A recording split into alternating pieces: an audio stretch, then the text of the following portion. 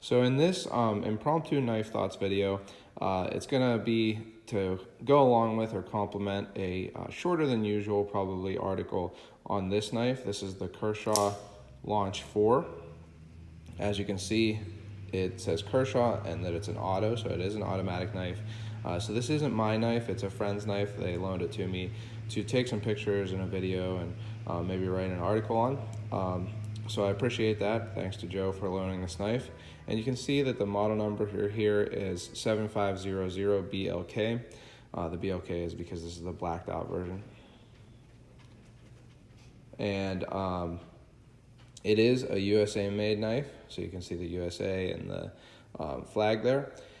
And the steel is CPM 154, which is what Kershaw is using for all of their automatic series. So they have the series of launch knives, and there's a bunch of different ones. This one is the smallest, and it's made to be a California legal auto. So interestingly enough, I can't carry this knife here where I'm at, but it's legal in California of all places. Because the blade is short. So it's either if it's under 2.5 inches or under 2 inches. I'm not real sure and I haven't measured it. But it's a cool little knife for a lot of reasons. One is it's an inexpensive auto, especially for being made in the United States. These are around 75 bucks normally, I think, but I've seen some on sale for around 60. So, you know, really inexpensive as American-made auto knives go. It has really good action. So it's a push button auto, it's an out the side auto, and you do have to push this button down quite a ways. So I did it there. I was actually meaning to push it down without actuating it, but you can push it down without actuating it. You have to make sure you get it down the whole way.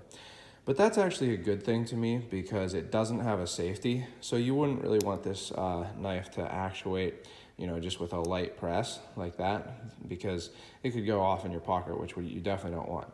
So I think it's a good thing that you do have to press this button down the whole way. The button's, you know, directly in the center of the handle below the pivot, as you can see. So it's easy to find. Like I can actually show this here if I have it in my pocket. Boom.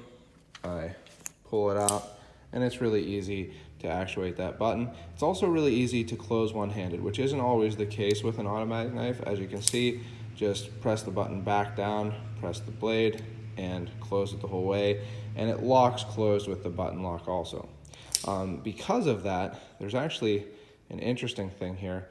There's a pretty big cutout in the blade. So it is, you know, probably not a hard use knife in the sense that there's only a relatively small amount of blade left there because of how it locks. But it's not going to be a hard use knife anyway, whatever hard use is. You know, I know some people think it's a silly term, but it's this very small knife. So you can see that my hand, which is relatively wide, kind of dwarfs the handle here. So I wouldn't really use like a full hammer grip. Rather, I would use kind of a pinch grip like this, or this kind of pinch grip is really good also because you can actually kind of rest your finger there on the pocket clip. So it has good ergonomics for being such a small knife because the handle is nice and simple. So you guys know, if you've seen lots of my videos or read my articles, that I really like simple handles because simple handles mean simple ergonomics, which means good ergonomics in most cases. So I do like this handle, and I like the blade. It's a very classic spear point. You can see it has a swedge on the top and then a saber flat grind for the primary bevel, and it's a really nice blade shape. I mean, this would be really useful for general EDC, opening boxes and stuff like that. Pretty much anything that a blade this small could be used for, but it also has a really usable tip also. This has the factory edge, and it seems like it came really sharp, which is not really a surprise from Kershaw on a USA made knife. It locks up really solid, no blade play in any direction, and it is nice and centered. You can see that the handles are blackened aluminum. So I like aluminum handles. Some people don't really like them, but I like them. I think that it makes for a really sturdy feeling knife because it's all metal. So I do like that. This backspacer is just part of the handle, so there's no plastic at all. It is all metal, which gives it a sturdy feel without being too heavy. You can see it has kind of a classic Kershaw clip. It's not a deep carry clip, but you could actually get a clip from Kershaw that would be deep carry that you could put on this knife, you know, I actually suggested that to the person who owns this, and I think that they might do it.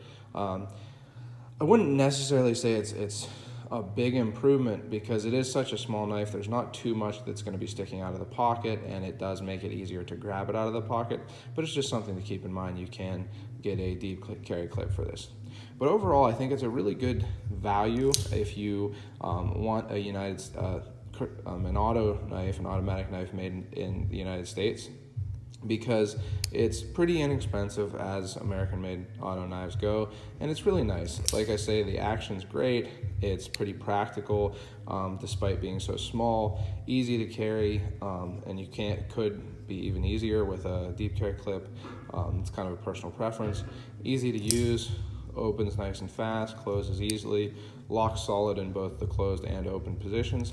So just generally a nice knife, and I don't know if I mentioned it, but it is in CPM 154. Oh, I did mention it because they use CPM 154 in all of their launch series. So if you like this knife but want something bigger, definitely check out the other knives in Kershaw's launch auto knife series. They've got some pretty cool designs, and I think this is one of them. Like I say, really classic blade shape, nice simple handle, and a knife that if I carried auto knives or was able to carry auto knives, I would definitely consider getting one of these. Especially they have a pretty cool teal colored one, so that's the one I would get. But anyway, an interesting knife, and like I said, I'm going to do probably a shorter than usual Knife Thoughts article. So check out knifethoughts.com. Check out Knife Thoughts on Instagram, Twitter, and Facebook. And don't forget to like and comment on this video, and also subscribe to my channel. And don't forget to go out and do good.